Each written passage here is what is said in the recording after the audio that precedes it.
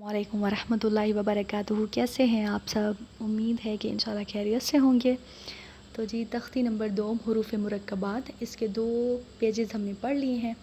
आज इंशाल्लाह हम इसके तीसरे पेज को शुरू करेंगे। तो सबक को शुरू करने से पहले दुआ पढ़ लेते हैं, फिर इंशाल्लाह अपने सबक को शुरू करेंगे। बिस्मिल्लाहिर्रहमानिर्रहीम। रब्बि इश्रह ली सदरी वयस्सिर ली अमरी वहलुल उक़दतम मिन लिसानी यफ़क़हू क़ौली। रब्बि इश्रह ली सदरी वयस्सिर ली अमरी वहलुल उक़दतम मिन लिसानी यफ़क़हू क़ौली। रब्बि इश्रह ली सदरी वयस्सिर ली अमरी वहलुल उक़दतम मिन लिसानी यफ़क़हू क़ौली। आमीन। दूसरी दुआ पढ़ते हैं। रब्बि यस्सिर वला तुअस्सिर वतम्मिम बिल खैर वबिका नस्तईन या फ़त्ताह या रब्बल आलमीन। आमीन। तख्ती नंबर 2 हरूफ मुरक्कबात, इसका पहला पेज और दूसरा पेज ये दोनों हमने पढ़ लिए हैं। तो ये जो दूसरा पेज है इसकी आखिरी लाइन को हम एक दफ़ा फिर से देख लेते हैं, क्योंकि ये आगे वाले पेज से थोड़ा सा रिलेटेड है। तो बिल्कुल आखिरी लाइन को देखिए। ख़ा ज़ाल रो ज़ा जीम रो ख़ा ज़ा।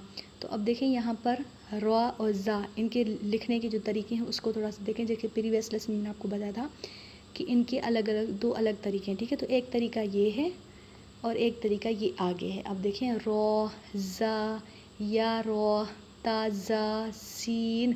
तो अब देखें ये पहले वाले में रो, देखें इसको बिल्कुल आखिरी लाइन में देखें ये रो के लिखने का तरीका, और यहाँ पर अब शुरू के लाइन में रो का लिखने का तरीका देखें बिल्कुल चेंज है।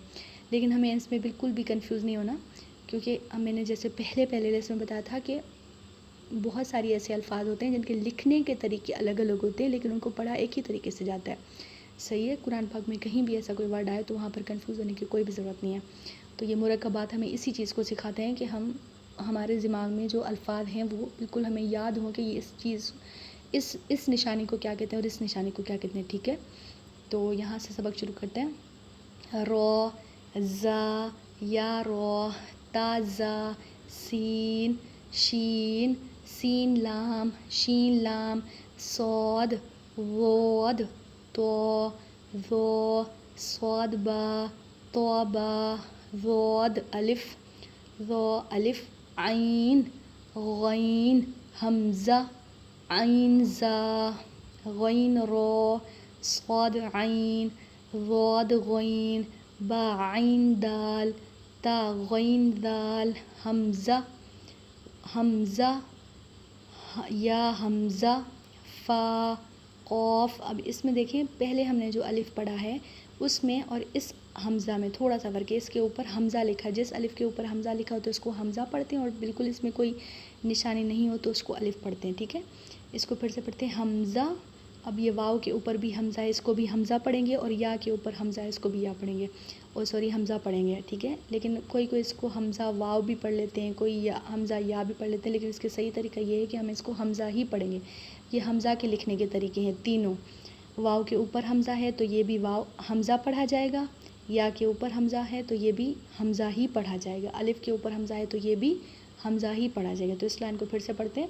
हमज़ा हमज़ा हमज़ा फ़ा क़ाफ़ वाव क़ाफ़ वाव फ़ा वाव फ़ा क़ाफ़ लाम क़ाफ़ फ़ा लाम या फ़ा मीम मीम। अब ये मीम फिर से आ गया। पहले भी प्रीवियस लेसन में मैंने आपको बताया था कि मीम के लिखने के 2 तरीके, यहाँ पर भी ये फिर से अलग से आ गया, ठीक है। हा मीम लाम मीम ता मीम ता। तो अल्हम्दुलिल्लाह हमारा जो तख्ती नंबर 2 हरूफ मुरक्कबात ये भी आज कंप्लीट हो गया है। तो ये देखिए इसके नीचे एक नोट लिखा हुआ है कि ये तख्ती ख़त्म करने के बाद बच्चे से कुरान मजीद में से मुख्तलिफ़ हरूफ दरियाफ़्त करें। अगर वो बता सकें तो उस तख्ती को फिर से खूब याद, अगर वो ना बता सकें तो उस तख्ती को फिर से खूब। अब देखें कि हम लोग सामने तो एक दूसरे के साथ नहीं पढ़ रहे ना, तो आप इसको बार बार दोहराइए कि अगर आपको कोई लफ्ज़ नहीं समझ में आ रहा तो आप कमेंट करके मुझसे पूछ सकते हैं, मैं आपको इंशाल्लाह ज़रूर जवाब दूँगी। लेकिन आप ये नहीं है कि आप लोगों को नहीं आए और आप लोग आगे बढ़ जाएं, ऐसा नहीं हो सकता। آپ لوگوں کو صحیح پڑھانے کا مقصد ہی یہی ہے. میں بار بار کسی چیز کو دہراتی ہوں اسی وجہ سے کہ آپ لوگوں کو بہت اچھی طرح سے انشاءاللہ سمجھ میں آ جائے. تو پھر بھی اگر سمجھ میں نہیں آتا تو آپ مجھ سے پوچھا کریں, ٹھیک ہے. تو آج کے لیے اتنا ہی کافی تھا. تو ہمارے چینل کو زیادہ سے زیادہ سبسکرائب کریں اور زیادہ سے زیادہ شیئر کیا کریں اور اس کو دیکھا کریں, ایک ویڈیو کو بار بار دیکھا کریں تاکہ آپ کو اچھی طرح سے آئے, تاکہ اللہ تعالیٰ کا دین بہت جلدی اور بہت آسانی کے ساتھ سب تک پہنچے انشاءاللہ, اور دوسروں کو بھی سکھائیں. قرآن پاک کے پڑھنے کا مقصد ہی یہی ہے کہ ہم خود بھی پڑھیں اور دوسروں کو بھی پڑھائیں.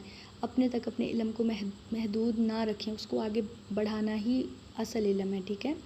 تو بس آج کے لیے اتنا ہی کافی تھا. آئی ہوپ آپ کو انشاءاللہ سمجھ میں آئے گا. اللہ حافظ, اپنا بہت سارا خیال رکھیں.